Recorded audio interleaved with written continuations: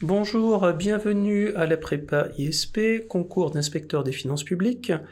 Une vidéo de présentation de l'épreuve de finances et gestion publique, plus exactement de l'annale du sujet d'admissibilité, donc du sujet écrit, dans cette matière. Alors, cette vidéo sera en 3 temps. Tout d'abord, je formulerai quelques rappels sur le format de l'épreuve. Ensuite, nous corrigerons les 2 sujets qui étaient proposés, donc l'un qui s'intitulait « La Cour des comptes » et l'autre qui était ainsi libellé « L'encadrement juridique et financier des dépenses publiques locales ». Alors déjà, sans rentrer dans le détail, on notera qu'il y a 2 questions, comme les années précédentes.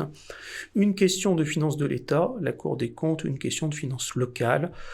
Il y a 4 parties dans le programme, je rappelle, les finances de l'État, les finances locales, les finances sociales, les finances communautaires, plus une partie transversale, on peut en faire 5.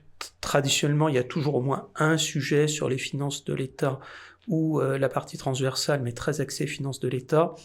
Les finances locales étant, de par leur intitulé, leur schéma, leur présentation, la partie la plus importante après les finances de l'État en termes de volume. Donc pas de surprise à ce qu'il y ait un sujet de finances de l'État et un autre de finances locales.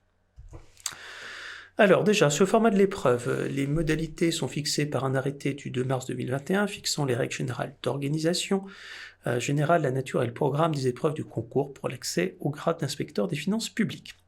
Les extraits que je vous donne sont issus de l'article 1 qui cite pour le concours externe et externe les 2 épreuves à l'écrit, une épreuve de note synthèse, ce n'est pas l'objet ici, et surtout une épreuve technique au choix du candidat qui est appelée l'épreuve numéro 2 et qui concerne notamment finances et gestion publique. On notera que les intitulés n'ont pas été changés depuis 2011, ils disent réponse à des questions et ou aux commentaires d'un plusieurs textes et ou cas pratiques. De fait, ce n'est jamais un commentaire, ce n'est jamais un cas pratique. Cette année, comme les années précédentes, c'était des sujets plus ou moins courts, nécessitant une certaine problématisation, mais on s'inscrivait dans la continuité des années antérieures. On notera toutefois que cette épreuve est d'une durée de 3 heures, avec 2 questions pour 3 heures. C'est important parce que je vous ferai un corrigé qui sera très détaillé. Le but, c'est d'un point de vue pédagogique de voir comment on pouvait le traiter. De fait, on n'attend pas des candidats l'équivalent d'une dissertation de 4 heures ou de 5 heures, telle qu'elle peut exister dans d'autres concours. C'est des sujets qui doivent être traités en 1 heure et demie. 1 heure et demie, on s'attend à ce que chaque question soit traitée de façon manuscrite en 4-5 pages, ce qui nécessite toutefois un plan, avec une introduction, et les 3 temps classiques, accroche, problématique, annonce du plan, puis des parties et des sous-parties apparentes, et une conclusion, plus une transition entre les 2 parties, mais tout ça peut être assez bref. En fait, chaque sous-partie fait à peu près 1 page, voire même un peu moins d'1 page, vu qu'il y a l'introduction et la conclusion. Il y a souvent un sujet qui est très spécifique, un autre qui est beaucoup plus large. Pour moi, le sujet de Cour des comptes est un sujet très large. Vous verrez que le simple rappel de ce qu'on pouvait dire va occuper un nombre de diapositives assez importantes. Le deuxième sujet, soudé dehors, j'ai envie de dire plus large, l'encadrement juridique et financier des dépenses, en fait est un sujet relativement étroit. Là aussi, on retrouve une tendance des années antérieures pour cette annale de concours d'avoir un sujet de portée large et un sujet de portée plus étroite. Alors, sur le sujet numéro 1, la Cour des comptes, je vous propose de procéder de la manière suivante, déjà rassembler des éléments de cours et ensuite un plan détaillé. Le but n'est pas d'avoir le plan le plus détaillé possible, puisqu'en fait il va reprendre des éléments de cours, mais déjà de voir parmi les éléments épars qu'on va essayer de rassembler, de voir ce qui correspond au sujet, avec, comme toujours, des sujets qui sont dans le cœur du sujet, d'autres qui sont plus éléments de contexte, et d'autres qui sont à la limite du hors-sujet. Vous allez me dire comment savoir ce qui est dans le cœur du sujet. La Cour des comptes, c'est assez simple. Qu'est-ce que la Cour des comptes? Quelles sont ses missions? Que fait-elle? Alors évidemment, il y a un risque de dériver sur des sujets connexes, genre la certification des comptes. Bien sûr, il est fait par la Cour des comptes, mais enfin, le sujet, c'est pas la certification. En fait, quand vous avez un sujet de type la Cour des comptes, vous n'avez pas trop de problèmes pour l'ampleur du sujet. La question, c'est de ne pas oublier des points qui sont importants, et après, savoir comment les graduer. Alors déjà, si on regarde la Cour des comptes, ça renvoie à un des points du programme qui est ainsi intitulé, dans l'IB de l'épreuve, la Cour des comptes, mission, organisation, fonctionnement et la Cour de discipline budgétaire et financière. On notera que la CTBF a disparu, ces missions étaient reprises par la Cour des comptes. C'est pas un élément totalement anecdotique, puisqu'en fait il va largement déterminer la manière dont on attend que la question soit traitée. Très souvent, les sujets proposés, pas toujours, mais souvent, en élément d'actualité. Alors voyons déjà l'organisation. La Cour des comptes, créée par une loi de 1807, donc institution napoléonienne. On rappellera qu'il y a 350 magistrats financiers inamovibles, des garanties de dépenses. On rappellera quelle est sa composition, avec une distinction entre siège et parquet, des auditeurs, des conseillers référendaires, des conseillers maîtres.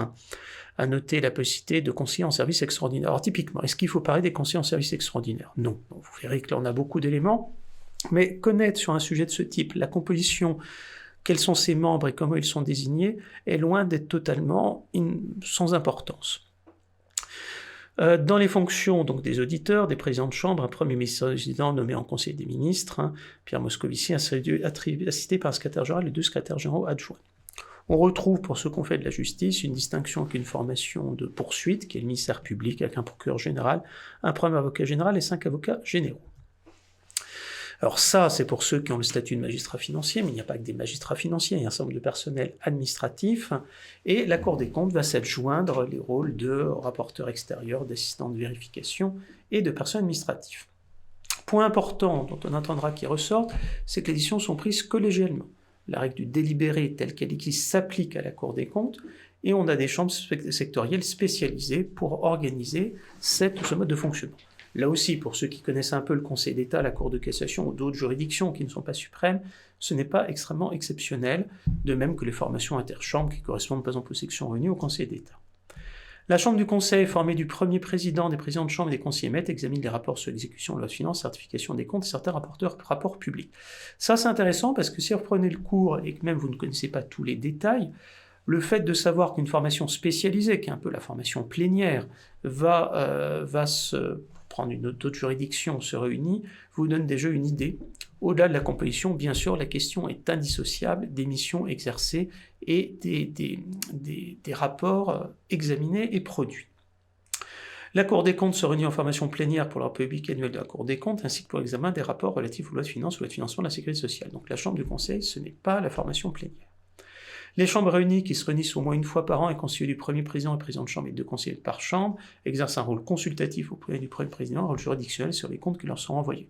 Là aussi, vous voyez que déjà, en prenant les éléments de cours, je reprends du cours de la prépa ISP, si vous avez l'heure de vous y inscrire, et vous n'aurez pas que, bien sûr, c'est les sujets d'anal, eh bien, vous voyez ici qu'il y a déjà la question de la mission d'assistance, donc d'assistance indirecte auprès du Premier ministre et auprès du gouvernement et du Parlement. Alors là, c'est plus un rôle auprès du Premier président, mais il l'exerce précisément parce qu'il y a un rôle de consultation auprès des institutions, et un rôle juridictionnel, on trouve la fonction juridictionnelle. Enfin, on a des formations consultatives, comme le comité du rapport public et des programmes. Les attributions sont de 3 ordres: juridictionnel, de contrôle, d'assistance à l'information. Alors je le dis tout de suite, si vous n'aviez pas de problématique, si vous continuez de dire 1, composition de la Cour des comptes, 2, attributions, c'est pas mal. C'est pas mal, vous aurez même une assez bonne note si vous arrivez à ça. Si vous reprenez en dehors des éléments tels qu'ils ressortaient du programme une capacité à problématiser, c'est encore mieux. Alors les fonctions juridictionnelles, c'est que la Cour des comptes, on parlera après du rôle des CRC, des chambres régionales des comptes, elle juge des comptes et des comptables publics, elle se prend sur 1100 comptes que les comptables publics rendent avant le 30 juin de l'année, au titre de l'année au titre de laquelle ils sont celle de l'année au titre de laquelle ils sont établis. Par exemple, si c'est l'année 2023, ce sera à rendre avant le 30 juin 2024. Son contrôle s'exerce au comptable de fait. Bon, là on ne revient pas sur ce point, c'était pas le sujet, mais le comptable de fait est soumis aux mêmes règles. Procédure objective, inquisitoire, écrite, contradictoire et secrète. Objective, c'est-à-dire qu'elle ne comporte pas d'éléments d'appréciation sur le comportement des comptables. Ça, c'est un point très important. Dans quelle mesure les missions sont des missions techniques, des missions de régularité, au contraire des missions de bonne utilisation des deniers publics. C'est le point qu'on va voir. Longtemps, la Cour des comptes était axée sur une fonction plutôt de vérification de la régularité. Cette fonction reste, mais elle cède de plus en plus le pas à une fonction de bonne utilisation des deniers publics qui correspond aussi à des exigences renouvelées de bonne gestion. Les magistrats peuvent prononcer une décharge de la gestion correspondant au contrôle de régularité des comptes ou un arrêté de débet, qui engage alors la responsabilité personnelle et pécuniaire du comptable, on y reviendra. Le recours administratif s'exerce devant le ministre chargé des Finances, Donc c'est classique, hein, vous avez toujours deux voies de recours, une voie de recours administrative, une voie de recours juridictionnel. Sur la décision juridictionnelle, il n'y a pas d'appel, c'est rendu en première instance en appel, mais un pourvoi en cassation devant le Conseil d'État, et je rappelle que le pourvoi en cassation ne porte que sur des conditions de forme et pas sur le fond. Alors, jusqu'en 2022, la Cour des comptes était juge d'appel décisions rendues par les chambres régionales et territoriales des comptes. Je vais rappeler chambres régionales des comptes, on fera plutôt cette formule-là, CRC, avec un délai de 2 mois, qui est un délai classique de saisine de l'administration à compter de la notification du jugement par les CRC. Depuis 2023, une chambre juridictionnelle, la chambre du contentieux, est formée au sein de la Cour des comptes pour juger des comptes qui relevaient auparavant des CRC. Les fonctions de contrôle, la différence c'est qu'il n'y a pas de sanctions juridiques, contrairement aux fonctions juridictionnelles. Elles s'exercent sur un très large champ, les établissements publics, les institutions de sécurité sociale, un ensemble d'organismes bénéficiant d'impôts, de taxes affectées, taxes périphériques, cotisations légalement obligatoires mais appels à responsabilité publique ou bénéficiant de concours financiers européens, en fait dès lors qu'on estime qu'il y a donc un certain nombre de dépenses publiques et qui sont constituées et dont dont bénéficient ces organismes. Les fonctions d'assistance et d'information, on peut les distinguer en fonction de leurs bénéficiaires, le gouvernement. Ce sont des enquêtes qui sont menées par le Cour des comptes auprès du Parlement, dans le cadre des lois de finances, notamment au titre de la certification des comptes de l'État. Alors c'est en 2007, application de la LOLF, que la Cour des comptes a certifié pour la première fois les comptes de l'année 2006. C'est important parce que quand vous aurez besoin de problématiques, le point que je vous proposerai, c'est justement que la loi organique du 1er août 2001 relative aux lois de finances, la LOLF, a modifié les missions de la Cour des comptes en lui donnant un rôle nouveau. Ces missions se retrouvent aussi dans certaines annexes budgétaires, celles qui sont faites à la loi de finances initiale, mais aussi à la loi de règlement, loi portant règlement, résultats relatifs à la gestion, loi portant résultats relatifs à la gestion et portant approbation des comptes de l'année, et le rapport sur l'exécution des comptes, on retrouve un rapport sur l'exécution de l'année antérieure dans la loi de finances initiale, et sur l'année passée dans la loi dite de règlement. Auprès du défenseur des droits, mais aussi dans le cadre du rapport public annuel de la Cour des comptes, c'est un rapport public particulier thématique. Ça porte sur le bon emploi et la bonne gestion des deniers publics. Ça, c'est aussi intéressant quand vous reprenez les éléments. Vous voyez donc que la problématique régularité, bonne utilisation des deniers publics existe, et vous voyez également que dans ce cas-là, la Cour des comptes s'autosaisit. Donc elle n'est pas seulement dans une mission d'assistance et d'information exercée auprès d'autres institutions, essentiellement le gouvernement, mais on va voir qu'il y a aussi une certification des comptes de la sécurité sociale, hein, mais aussi effectivement, ou du défenseur des droits, mais aussi dans le cadre d'une autosaisine. Alors, ces missions d'assistance ont une base constitutionnelle qui est définie à l'article 47.2 de la Constitution, que je ne vous cite pas. La loi organique relative aux lois de finances, la LOLF, dans son article 58, va préciser la portée de ces dispositions, qui en fait précise la portée du dernier alinéa de l'article 47 de la Constitution. Je ne les lis pas, mais sur un sujet de ce type, savoir que c'est la réalisation d'enquêtes qui sont demandées, qu'il y ait un rapport préliminaire conjoint sur le résultat de l'exercice antérieur, qu'il y ait un rapport conjoint pour le dépôt du projet de loi relatif au résultat de la gestion et portant approbation des comptes de l'année, c'est sur le résultat d'exécution, sur la certification des comptes surtout, et sur les différents mouvements de crédit. En fait, ce simple dispositif, si vous le connaissez, alors pas forcément dans le détail, chaque alinéa et chaque mot, mais si vous le connaissez dans sa portée, est extrêmement riche et précieux, puisqu'en fait, il va vous permettre de voir quelle est la portée de l'assistance. Ce ne sont pas seulement des enquêtes réalisées à la demande du Parlement ou dans le cadre de l'assistance, notamment de magistrats financiers, conjointement avec des administrateurs des assemblées pour réaliser des rapports, donc sous l'autorité d'un député ou d'un sénateur, c'est également la possibilité d'avoir des documents annexés au projet de loi de finances initiale, au projet de loi dit de règlement relatif aux résultats de la gestion et portant approbation des comptes de l'année, et également dans le cadre de la certification ou de rapports portant sur le montant de crédit, on verra notamment sur les décrets d'avance. Vous voyez déjà, quand vous prenez ces différents éléments, vous possédez déjà énormément de points qui vous permettent de structurer la copie et qui, à mon avis, sur cette question-là, s'auto-suffisaient pour faire une copie, alors qui n'aura peut-être pas 17 ou 18, parce qu'il faut que vous ayez une problématique, mais qui en tout cas peut vous assurer un 13 ou un 14. D'autres éléments figurent dans les autres points du cours.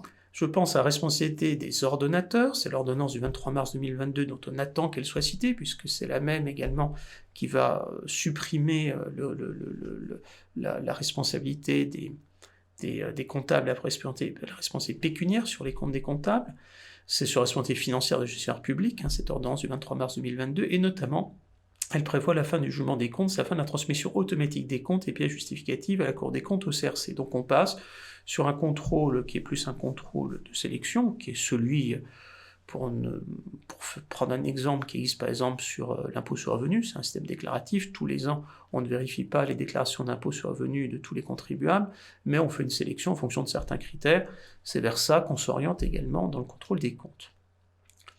Dans la partie qui concerne l'évaluation de la situation des finances publiques et la trajectoire, la Cour des comptes porte un avis sur la programmation des finances publiques, la dernière en date étant 2023-2027, et là, elle fera un certain nombre d'observations en notant que la situation de la France est parmi les plus dégradées de la zone euro, alors que la Commission européenne juge que les risques sont élevés sur la soutenabilité de la dette publique française à moyen terme.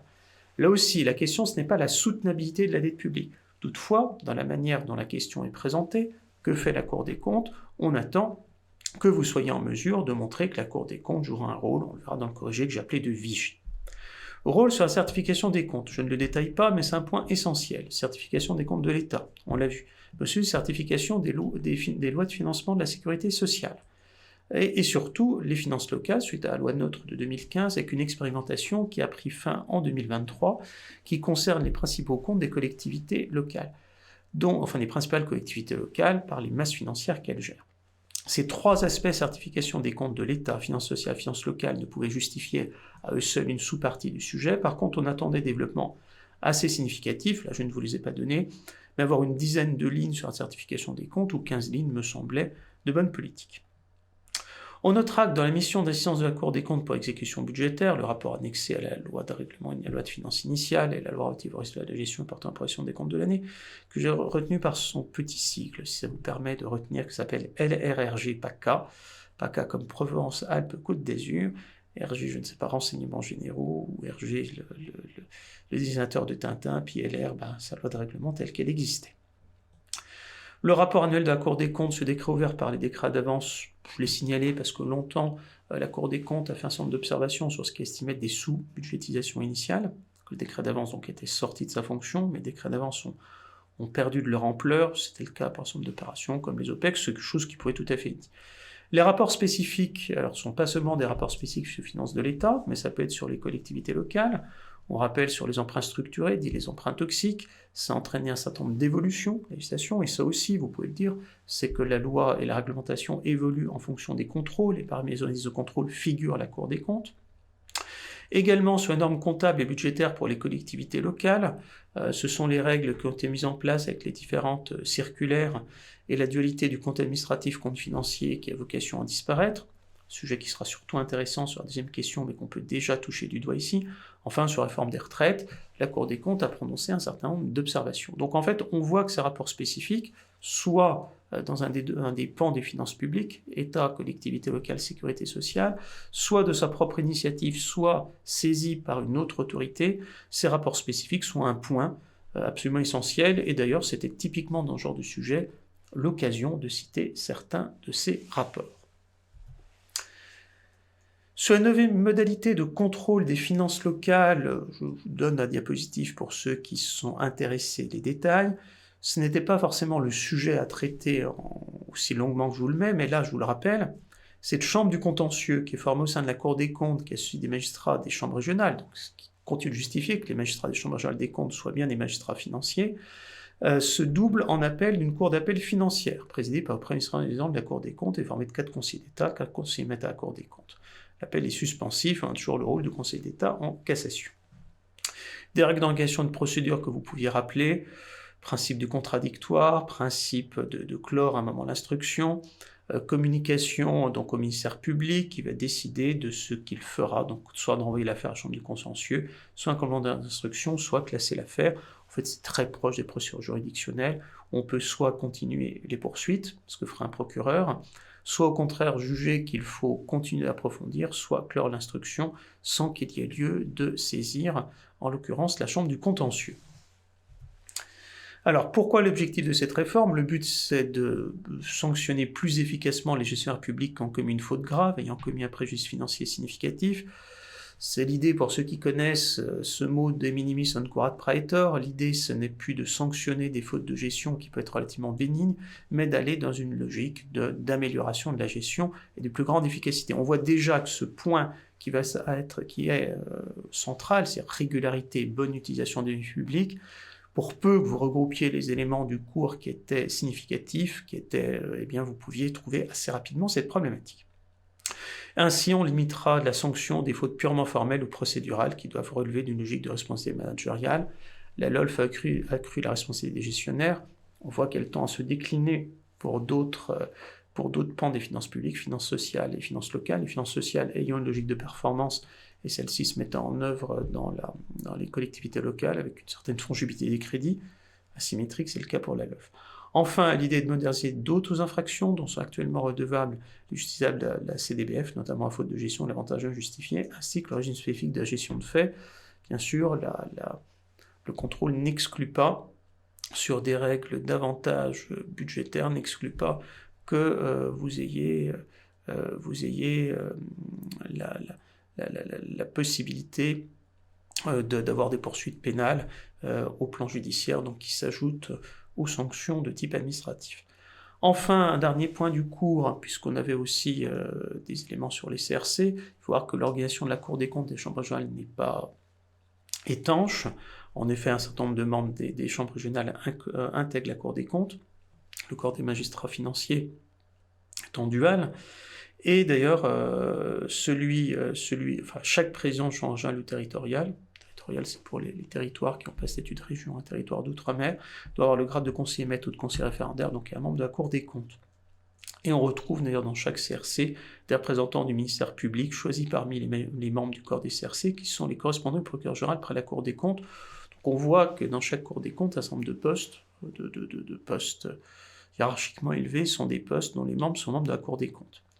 Pourquoi je dis ça? Parce qu'effectivement, même si le sujet ne porte pas sur les chambres régionales, savoir que dans les chambres régionales, un certain nombre de membres sont membres de la Cour des comptes, on revoit aussi dans cette chambre du contentieux, se justifie par l'idée de corps qui sont beaucoup moins étanches, pour ceux qui connaissent par exemple que le corps des tribunaux administratifs, corps administratif d'appel et le Conseil d'État. Alors, au regard de ces éléments que j'ai présentés assez longuement, histoire de vous présenter la manière dont le sujet pouvait être abordé et ce dont vous pouviez parler. Le corrigé sommaire, déjà, il faut comme tout sujet, donc une accroche. L'accroche, je vous l'ai largement défloré, c'est la LOLF à renforcer le rôle de la Cour des comptes, dans la vérification de la bonne utilisation des deniers publics, j'en veux 2 preuves, la mise en place de la certification des comptes de l'État, et ensuite une présentation patrimoniale de ces comptes. Alors, je n'ai pas redonné de détails sur cette présentation patrimoniale, avec l'idée qu'il y a donc un bilan financier, un compte de résultat. Vous pouviez l'intégrer tout à fait dans le corps de la copie. On est déjà sur des sujets assez connexes. Moi, je vous le propose en accroche sans forcément redétailler dans le corps de la copie. La problématique, c'est classique, hein, comment, quoi, qui, alors comment s'organise le contrôle, comment, suivant quelle modalité, est-ce que c'est un contrôle de régularité ou de bonne gestion? Ça pour moi, vous l'avez compris, c'est vraiment le point qui me semble le plus intéressant comme problématique. Vous pouvez aussi vous interroger sur un moyen adapté, ce qui vous permettra de développer sur le nombre de membres de la Cour des comptes, d'ailleurs aussi spécifique, je ne l'ai pas dit, par voie de l'INSP, etc. L'annonce du plan, ensuite, et à la fin du corrigé sommaire et l'annonce du plan, vous vous contentez de citer le grand 1, le grand 2, vous ne rentrez pas dans le détail des sous-parties. Première partie, l'organisation de la Cour des comptes l'a consacrée comme un organisme spécialisé dans le contrôle des comptes publics. C'est en gros, qu'est-ce que la Cour des comptes et que fait-elle? Un corps d'excellence spécialisé, délibérant collégialement. Le point collégial, je l'introduirai dès la titre de la sous-partie.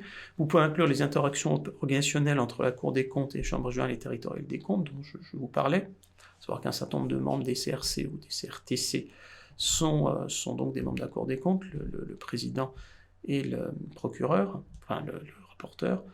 Des fonctions juridictionnelles étendues réaffirmées en fonction d'une vérification de la bonne utilisation des deniers publics. Là, c'est là que vous pourrez notamment reprendre l'élément d'actualité en voyant qu'on reprend certaines fonctions, attributions qui relevaient jusqu'à présent des chambres régionales et territoriales des comptes. Alors, mais de voir que cette fonction juridictionnelle, historique, n'est pas la plus importante aujourd'hui. On va voir que la bonne utilisation des deniers publics devient le point central dans le contexte de dégradation des finances publiques. Donc ces fonctions de contrôle sont désormais indissociables des missions d'assistance à l'État, aux organismes de sécurité sociale, aux collectivités locales. J'aurais pu dire au pouvoir public, je n'aime pas ce mot parce que pouvoir public, ça renvoie véritablement dans un sens étroit à la présidence de République, à la Cour des comptes, présidence de République, au Parlement, au Conseil constitutionnel. Donc l'État, finances de l'État, organismes de sécurité sociale et collectivités locales, c'est quelque chose qui va permettre de voir que la Cour des comptes a aussi un rôle de certification, tel qu'on va pouvoir le voir notamment sur des comptes qui ne sont plus seulement ceux de l'État. 3 temps, des fonctions de contrôle exercées par la Cour de sa propre initiative, mais des fonctions d'assistance et de contrôle ne s'exerçant plus uniquement auprès du gouvernement et du Parlement. Donc l'importance de la certification des comptes de la sécurité sociale, ou dans le cas de la loi organique relative aux lois de financement de la sécurité sociale et des lois de financement de la sécurité sociale, certification des comptes sociaux, c'est là qu'à mon avis il pouvait être inséré. Enfin, une mission s'orientant vers le bon usage des deniers publics dans un contexte financier dégradé, ça permettait d'ouvrir sur, par exemple, le rôle de la Cour des comptes, sur l'appréciation de la trajectoire des finances publiques dans la dernière loi de programmation des finances publiques 2023-2027. Ça permettait également de conclure, parce qu'en fait, il faut une certaine progression. Là, on n'est plus sur un plan pyramidal, j'ai envie de dire un plan qui est à la fois thématique, mais qui vise à aller dans des choses de plus en plus pointues. Et les choses de plus en plus pointues, c'est à quoi sert la Cour des comptes. En conclusion, je dirais que c'est une vigie de toutes les finances publiques. Alors pourquoi toutes les finances publiques? Parce que dans l'introduction, on a parlé de la LOLF, des finances de l'État, et là on voit également que les finances sociales et les finances locales sont concernées. Enfin, en ouverture, un rôle renforcé par les organismes proches de la Cour des comptes, je pense au Conseil des finances publiques, dans un contexte communautaire où il va vérifier la soutenabilité des dépenses, d'ailleurs c'est une des obligations du pacte de stabilité et de croissance, avec un contrôle communautaire accru des finances publiques. Fallait-il parler du HCFP, fallait-il parler de la CDBF, fallait-il parler de d'autres organismes proches de la Cour des comptes? Ce n'est pas le choix que j'avais fait. Certes, ils sont rattachés pour beaucoup de ces organismes à la Cour des comptes, y compris fonctionnellement, mais je le voyais plus comme un sujet d'ouverture. Donc voilà pour ce sujet numéro 1, sur lequel j'étais assez long, mais qui à mon avis le justifiait par la nature même de la question, qui était une question extrêmement large. Et l'enjeu, c'était de ne rien oublier. Sujet numéro 2, l'encadrement juridique et financier des dépenses publiques locales. Donc pareil, nous allons commencer par rassembler les éléments de réponse. Première chose, on parle bien de dépenses locales. Dépenses, on n'attend pas que vous parliez de toutes les finances locales, on n'attend pas non plus que vous parliez du déficit. Le problème, c'est que l'encadrement, il va se faire sur des règles de déficit. Et le déficit, ça résulte bien d'une différence entre les recettes et les dépenses. Toutefois, il faudra vérifier à bien rester dans ce champ du périmètre des dépenses locales, et d'ailleurs, vous pouvez tout à fait dire en introduction, nous ne parlerons pas des règles d'encadrement de déficit qui ne sont pas proches aux dépenses locales. Ce n'est pas le choix que j'ai fait ici, parce que le sujet est assez étroit, et qu'ensuite vous ne connaissez pas le corrigé type qui est proposé. Si le corrigé type veut parler, non pas des recettes, c'est pas le sujet, mais des déficits, vous vous retrouvez en deçà des autres candidats. Autre chose, périmètre dépenses locales, toujours précisé, les dépenses locales, donc c'est les collectivités locales, donc communes, départements, régions, les intercommunautés, mais aussi les intercommunalités qui font partie du bloc communal. Un élément de contexte qu'on verra en introduction, c'est le montant des dépenses des administrations publiques locales, les APUL en 2021, 280 milliards d'euros, soit 19% des dépenses de l'ensemble des administrations publiques. Une part qui est dynamique, qui a même plutôt tendance à avoir augmenté. Elle était de 17% de toutes les dépenses publiques, 78 ans de décentralisation, elle est montée à 21% en 2007, 2009 et 2013. Aujourd'hui, ça s'établit à 19%. Si on tient compte que les finances sociales sont supérieures au budget des finances de l'État, on voit qu'on a un rapport qui est supérieur à un rapport de 1 à 2 par rapport au budget de l'État. C'est-à-dire qu'en gros, les dépenses des collectivités locales représentent plus de la moitié des dépenses de l'État. Alors un petit détail que vous pourriez faire, bon là on est déjà dans le degré de précision, on n'est pas obligé d'aller jusqu'à ce degré de détail. Les dépenses de fonctionnement, 145 milliards d'euros en 2021. Les dépenses de prestations et de transferts, 79,4 milliards. Alors ça, c'est des éléments sur les comptes des collectivités locales avec un décalage par rapport aux dernières données qui sont connues. L'investissement public local, point intéressant, 52,7 milliards d'euros, pour voir que le premier investisseur public, ce sont les collectivités locales. Bon, ça, c'est des éléments de contexte. Si on parle d'encadrement juridique et financier, on renvoie évidemment aux règles d'adoption et d'exécution du budget, et surtout dans la volet des dépenses. Je vous rappelle tout d'abord les 3e et 4e parties du budget primitif. Le budget primitif est divisé en 4 parties, et la 3e partie a 2 sections, une section fonctionnement et une section d'investissement. Ces 2 sections donc nécessitent un équilibre au sein de chacune des sections. Je vous ai rappelé, mais ça c'est plus dans un but pédagogique, le niveau des recettes. En dépenses en fonctionnement, c'est frais de personnel, les fournitures, ou encore les dépenses obligatoires. On y reviendra. La section d'investissement, ça correspond au financement des opérations d'investissement, donc qui sont distinctes des autres, et qui doivent comprendre en dépenses, remboursement du capital de la dette, articles, dépenses d'équipement de la collectivité, comme les travaux. La quatrième partie sont des annexes, documents portant sur la situation financière, l'état du personnel, les subventions, les concurrences, le concours, encore la dette. Ça renvoie à la fois à des éléments qui, pour les finances de l'État, sont l'objet d'états spécifiques, d'états annexés à la loi de finances initiale, ou d'ailleurs aux autres lois de finances, mais ça renvoie également à des éléments tels qu'ils sont des éléments d'information, comme les jauges budgétaires. Les modifications en cours d'exécution correspondent aux décisions modificatives et budgets supplémentaires.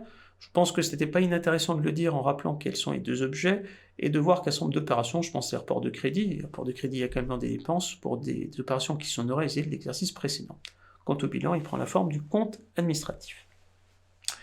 L'application des principes budgétaires, l'annualité, donc notamment journée complémentaire, l'unité, l'université, la spécialité, l'équilibre, la sincérité, la prudence, sont autant d'éléments qui pouvaient structurer la copie et notamment le principe d'équilibre. En effet, il faut voir que la procédure des budgets locaux est une procédure obligatoire, avec, comme pour l'État, un débat d'orientation budgétaire, un vote par l'Assemblée délibérante, l'Assemblée de la collectivité, qui est l'équivalent du Parlement pour le budget de l'État, et avec des délais qui sont strictement encadrés.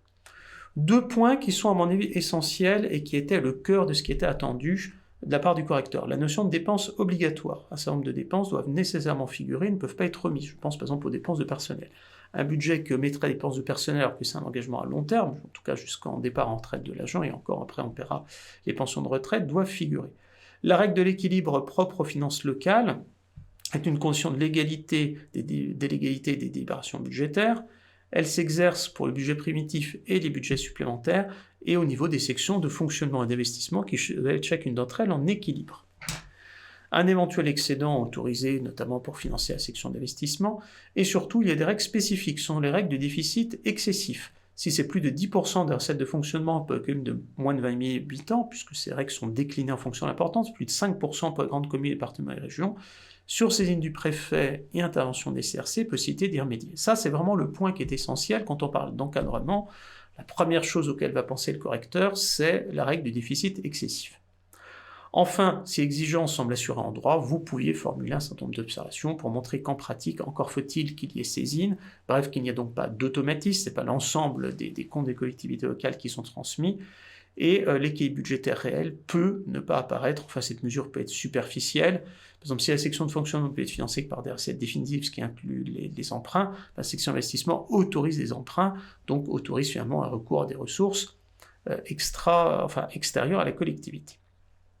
En exécution, l'application des règles de spécialisation pouvait tout à fait être précisée, notamment la nomenclature budgétaire, mais aussi la séparation des ordonnateurs et des comptables, qui étaient des sujets qui avaient tout à fait leur place dans cette copie. Alors, qu'est-ce que je vous propose comme corrigé sommaire à partir de l'ensemble de ces éléments ? L'idée du poids budgétaire des collectivités locales, leur dynamique, pour moi, est un élément d'accroche. Je n'en fais pas une sous-partie, parce que c'est l'encadrement juridique et financier des dépenses publiques locales. Vous auriez eu un sujet qui est intitulé comme les dépenses publiques locales, je l'aurais fait. Dès lors que c'est l'encadrement juridique et financier, je considère que ces données financières, qui sont toujours bienvenues, si vous inscrivez après PAISP, vous verrez qu'on en donne beaucoup, non pas que ce soit obligatoire, mais c'est ça qui enrichit la copie, qui montre votre connaissance des enjeux. La problématique, c'est comment va-t-on concilier l'autonomie budgétaire de collectivités locales et l'encadrement des dépenses locales ? Comment le fait que les collectivités soient maîtres de leur propre budget n'exclut pas un encadrement. Enfin, l'annonce du plan. Premièrement, une autonomie des collectivités locales leur permet d'essayer de leurs dépenses en procédure budgétaire, toutefois encadrées. Alors attention, le sujet ne porte pas sur l'autonomie financière. On n'attend pas que vous présentez l'article 72 de la Constitution. Mais ça fait partie d'éléments que vous pouviez d'ailleurs aussi donner en accroche. Des spécificités de présentation et de vote du budget dans sa partie dépenses, déclinant les principes budgétaires d'unité, de spécialité et d'annualité. Un contrôle en exécution protéiforme, c'est là qu'on parlera du contrôle par la Cour des comptes, qu'on parlera du contrôle par les ordonnateurs, que vous pouviez le mettre dans cette deuxième partie de la première, deuxième sous-partie de la première partie. Enfin, des limitations au principe de liberté, les dépenses obligatoires et sanctions du budget ne respectant pas l'équilibre. J'en fais directement une partie parce que pour moi c'était ce qui était attendu de plus important. Dans un grand tas, donc la notion de dépenses obligatoires, donc je ne l'ai pas développée, mais on attend compte tenu de son importance l'obligation qu'elle figure comme un point qui pouvait justifier en lui seul une sous-partie. Enfin, la sanction du non-respect du principe d'équilibre, sa procédure de déficit excessif telle que je vous l'ai présentée. En conclusion, la transparence et le bon usage des deniers publics sont des obligations et des exigences qui s'appliquent également aux finances locales, qui se déclinent pour les finances locales, mais elles vont justifier des évolutions en cours, et c'est là que j'évoquerai la logique de performance, la certification des comptes des collectivités locales, qui pouvait tout à fait être traitée dans le cadre du sujet, sauf que la logique de performance est aujourd'hui facultative pour les collectivités locales. Quant à la certification des comptes des collectivités locales, c'est une procédure qui est assez récente. Bon, quand vous aviez un sujet sur la Cour des comptes, j'aurais plutôt laissé ce point-là sur la Cour des comptes, mais ça pouvait éventuellement être repris dans le sujet numéro 2. Alors, précision, quand vous avez 2 sujets qui peuvent en partie se recouper, vous évitez de mettre des éléments du sujet numéro 1 dans le sujet numéro 2, ça fait un peu répétition. On ne vous pose pas 2 fois la même question, même si les regroupements ne sont jamais impossibles. Voilà ce que je pourrais vous dire pour ce sujet qui était le sujet proposé pour le concours d'inspecteur des finances publiques. Un mot de fin, le concours d'inspecteur des finances publiques est très exigeant, des notes de synthèse qui sont complexes, également des sujets qui sont, j'en suis conscient, difficiles, parce que 2 mini-dissertations en 3 heures, ce n'est pas simple. Un point à se rappeler, c'est que, en gros, le dernier admissible est à 10 sur 20, la note est relative, donc même si vous n'avez pas pris l'ensemble des éléments que je viens de citer, qui sont quand même sur une copie qui dépasse très nettement le seuil d'admissibilité et même d'admission. Donc des sujets qui, à partir d'inscription, si vous choisissez comme la prépa ISP, à partir des éléments qu'on doit donner ou de toute prépa que vous pourriez faire par ailleurs, est un concours qui est tout à fait atteignable. Voilà. Bon courage et bonne continuation. Au revoir.